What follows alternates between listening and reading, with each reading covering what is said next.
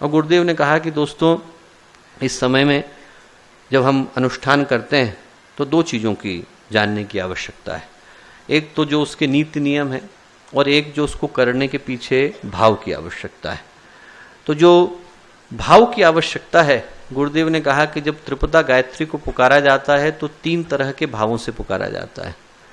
पहले जिस भाव की आवश्यकता है वो गुरुदेव ने कहा कि ईश्वर पर विश्वास, गुरुदेव पर, गायत्री माता पर विश्वास, पूजा नहीं, विश्वास।